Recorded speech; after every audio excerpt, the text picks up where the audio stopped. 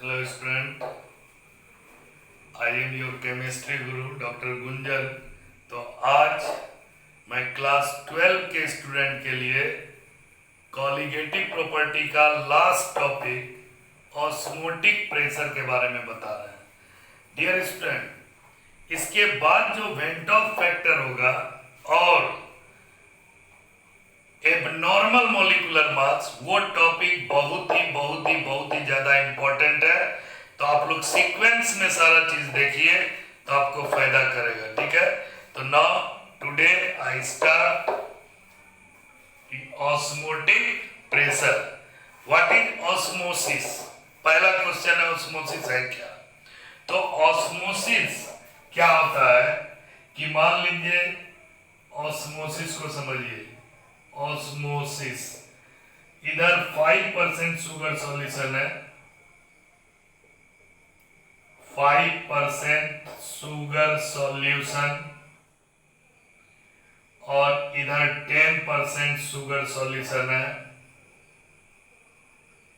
10% sugar solution, और बीच में semi permeable membrane लगा हुआ है। कौन मेम्ब्रेन? सेमी परमिएबल मेम्ब्रेन, ये लगा हुआ है, ठीक है। तो ऑस्मोसिस का मतलब होता है सॉल्वेंट मॉलिक्यूल का फ्लो होता है। कौन molecule? Solvent. Lower concentration of solution से हायर कंसंट्रेशन ऑफ सॉल्यूशन के तरफ। तो 5% शुगर सॉल्यूशन, 10% शुगर सॉल्यूशन, दोनों में कौन लोअर कौन higher? Automatically 5% is less concentration than 10%। So solvent molecule का फ्लो 5% वाले से 10% वाले सॉल्यूशन की तरफ होगा थ्रू सेमी परमिएबल मेम्ब्रेन। किसके द्वारा? Through semi permeable membrane. ये बात आपको बोलना ऑस्मोसिस में बहुत ही इंपॉर्टेंट है। तो ऑस्मोसिस का मतलब होता है, osmosis means flow of solvent molecule, flow of solvent molecule from a region of lower concentration of solution to a region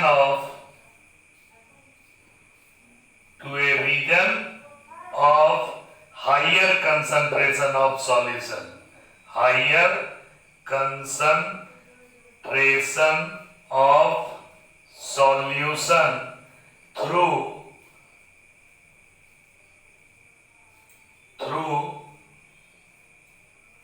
semi permeable membrane, semi permeable membrane natural भी होता है और आर्टिफिशियल भी होता है, ठीक है। Cell membrane, plasma membrane, red blood cells का जो बाहरी कवरिंग है, उसके बाद पोटैटो के जो आउटर कवरिंग है वह भी सेमी परमिएबल मेम्ब्रेन का काम करता है। तो cell membrane, plasma membrane, cell blood cell का जो आउटर कवरिंग है, all are behaves as semi permeable membrane. Semi means आधा, माने सॉल्यूशन के एक कंपोनेंट को, हाफ कंपोनेंट को अलाउ करेगा और वह कंपोनेंट होगा सॉल्वेंट। क्योंकि सेमी परमिएबल मेम्ब्रेन का जो पोर होता है, छिद्र, ये पोर ये काफी छोटा होता है, very small, and water molecule का साइज भी स्मॉल होता है। इसीलिए semi permeable membrane allow only to flow the solvent molecule only, not the solute molecule. because the size of solute is higher than the pore size of semi permeable membrane. Semi permeable membrane का जो ये पोर है, pore size उससे solute का particle का size बहुत बड़ा होता है, इसीलिए सॉल्यूट को वह पास होने नहीं देता है। यहाँ पर लिख लीजिए semi permeable membrane, semi permeable membrane, semi permeable membrane do not permits the flow of solute particle because the size of solute particle is larger than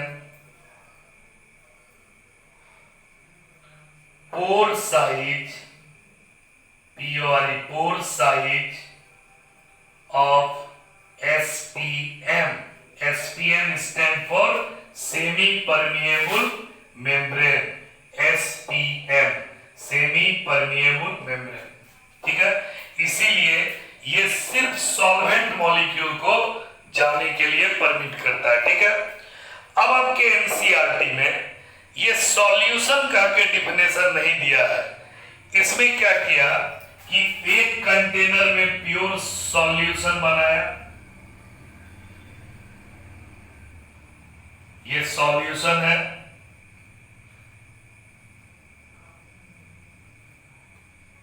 और एक कंटेनर में सॉल्वेंट बनाया यानी लिया। ठीक है, एक कंटेनर में सॉल्वेंट लिया, this is pure solvent, pure solvent, और ये हो गया आपका सॉल्यूशन। दोनों के बीच में एक सेमी परमिएबल मेम्ब्रेन को फिट कर दिया, ये हो गया आपका SPM, और यही डायग्राम आपका एनसीईआरटी में दिया हुआ है।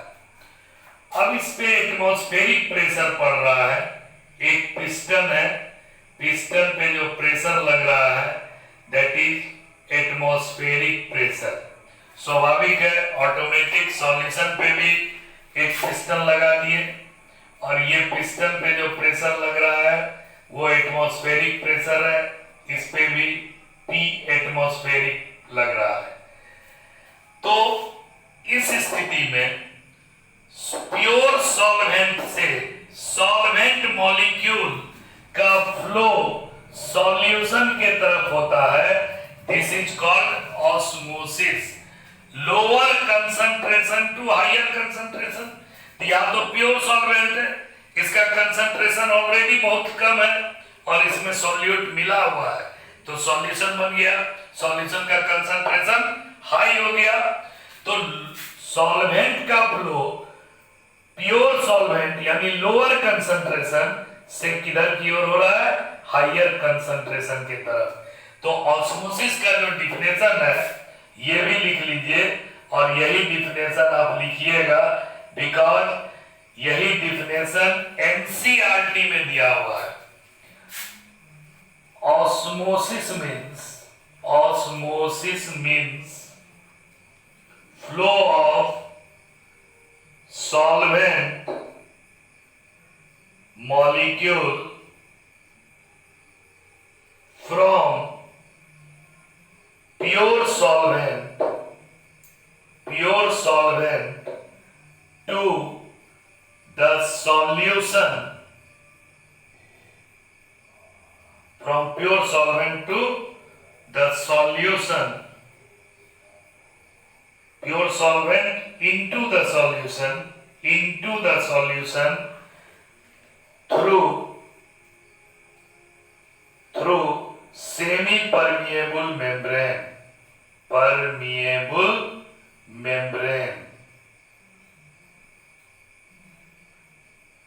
it's called osmosis। ठीक है, तो osmosis means flow of solvent molecule from pure into the solution through semi-permeable membrane is called osmosis. अब dear student, osmosis का फ्लो होना शुरू हो गया। अब इस ऑस्मोसिस के प्रोसेस को रोकना है, तो रोकने के लिए हमको कुछ extra pressure pi extra pressure apply करना पड़ रहा है। किस साइड में? सॉल्यूशन पे। ऑस्मोसिस के प्रोसेस को रोकने के लिए एक्स्ट्रा प्रेशर, जिसको हम लोग पाई से डिनोट किए हैं, ठीक है, ये सिंबल है एक्स्ट्रा प्रेशर। ऑस्मोसिस के प्रोसेस को रोकने के लिए एक्स्ट्रा प्रेशर जो हम लोग कहां लगा रहे हैं? सॉल्यूशन के ऊपर, जिससे कि प्रोसेस ऑफ ऑस्मोसिस स्टॉप्ड हो जाता है। इसी प्रेशर को, that extra pressure is called osmotic pressure. तो ऑस्मोटिक प्रेशर का मतलब क्या हो गया? समझिए इसको। ऑस्मोटिक प्रेशर का मतलब क्या हो गया? ऑस्मोटिक प्रेशर का डिफिनेशन लिख रहे हैं, यहां लिखिए, बहुत इंपॉर्टेंट है। ऑस्मोटिक प्रेशर, इसको हम लोग पाई से डिनोट किए। The extra pressure applied on solution so that the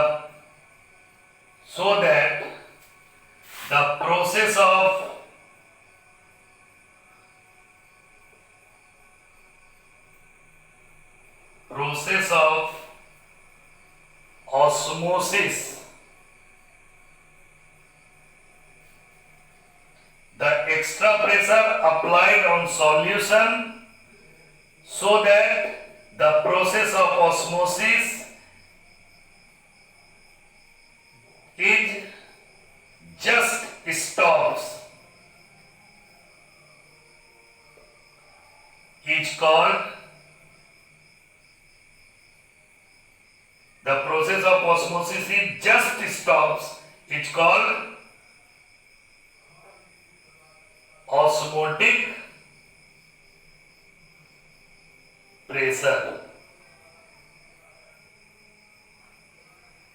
ठीक है, तो यह जो एक्स्ट्रा प्रेशर लगा है सॉल्यूशन साइड में, so that the process of osmosis is just stop, is called osmotic pressure. और इसको हम लोग किससे डिनोट करते हैं? पाई से। ठीक है, अब देखिए नेक्स्ट क्या है। ये जो ऑस्मोटिक प्रेशर है, ऑस्मोटिक प्रेशर जो है ये डिपेंड करता है टेम्परेचर पे और मोलरिटी पे, मतलब कंसंट्रेशन पे। तो ऑस्मोटिक प्रेशर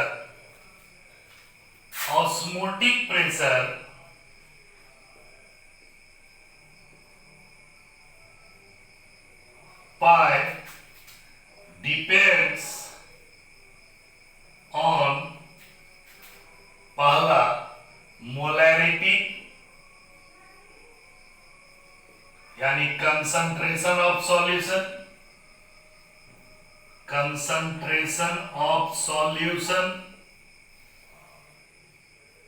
और सेकेंड टेम्परेचर। दूसरा किस पे? टेम्परेचर पे। तो मोलरिटी बराबर क्या होता है? M is equal two moles of solute by volume of solution. Molarity बराबर क्या होता है? Moles of solute by volume of solution. और N/V को, मोल पर लीटर को ही कंसंट्रेशन कहते हैं। मोल पर लीटर को ही हम लोग क्या बोलते हैं? कंसंट्रेशन। और कंसंट्रेशन को एक्सप्रेस किसमें किए, मोलरिटी में, ठीक है। तो pi is directly proportional to m, means molarity of the solution. M stand for molarity, and pi is directly proportional to T, temperature. Okay, now pi is directly proportional to mRT, sorry, pi equals to mRT. ये हो गया आपका osmotic pressure. क्या हो गया, osmotic pressure, where R is a universal constant,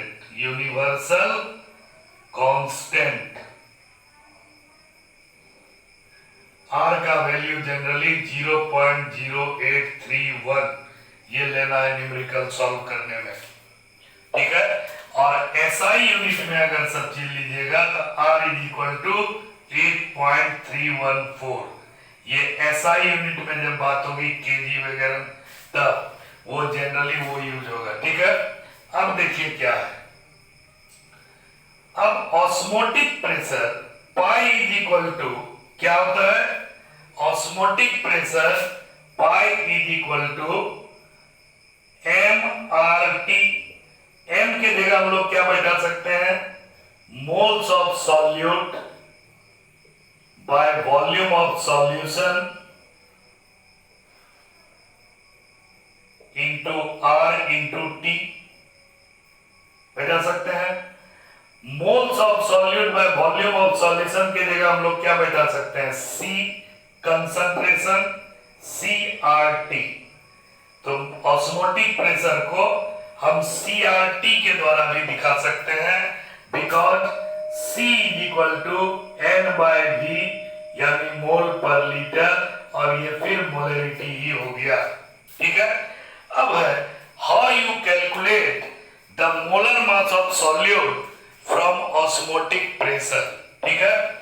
molar mass of solute को osmotic pressure से कैसे मेजर्ड कीजिएगा उसके बारे में बता रहे हैं, ठीक है। तो मोलर मास ऑफ सॉल्यूट हम बराबर बताते हैं कि एनसीईआरटी में कंपोनेंट 2 सॉल्यूट है और कंपोनेंट 1 सॉल्वेंट है, ठीक है।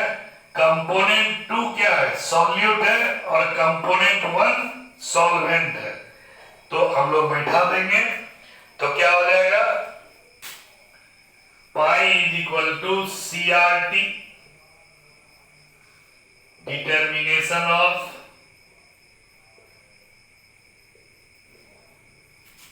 molecular mass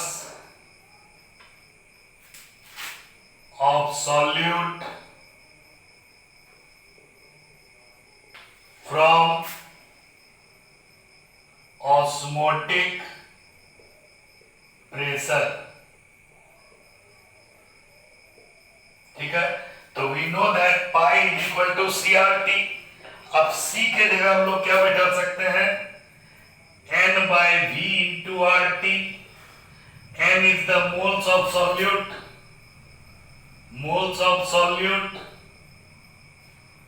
ठीक है।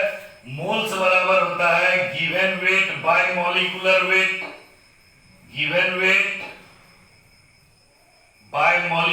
वेट, तो अब हम लोग पाई भी इज इक्वल टू एनआरटी लिख सकते हैं। It is similar to ideal gas equation, PV is equal to NRT के। अब हम लोग पाई भी is equal to W by M बैठा सकते हैं मोल के जगह, given weight by molecular weight, और ये एम क्या है, मोल्स ऑफ सॉल्यूट है। तो एम भी क्या हो गया, मोलर मास ऑफ सॉल्यूट, ये हो गया इंटू RT। तो अब क्या हो गया, पाई भी is equal to M is equal to WRT by pi into V। This is the formula of molar mass of solute, molar mass of solute। Osmotic pressure को एटमॉस्फेयर में express कीजिए। It is expressed in atmosphere, it is expressed in pascal, mmHg, torr, ये सब unit है इसको express करने का, ठीक है। Unit of osmotic pressure, unit of osmotic pressure, atmosphere, pascal, mmHg, torr. तो 1 एटमॉस्फेयर बराबर 1.013 इंटू 10⁵ पास्कल, और ये बराबर हो जाएगा 760 mmHg के, और ये बराबर हो जाएगा 760 टॉर के, और ये बराबर हो जाएगा 76 सेंटीमीटर ऑफ Hg। तो ये आपका एटमॉस्फेयर प्रेशर का आप कन्वर्सन है, इंटर कन्वर्सन एटमॉस्फेयर को पास्कल में। Pascal is the SI unit of pressure, ठीक है। This is all about your osmotic pressure. इसके बाद का जो टॉपिक होगा वो बहुत इंपॉर्टेंट होगा। डियर स्टूडेंट, एक बात हम खाली बता दें, semi permeable membrane, semi permeable membrane दो तरह का होता है। नेचुरल में हम लोग क्या करते हैं, नेचुरल में हम लोग cell membrane, plasma membrane, cellophane, membrane of blood cell,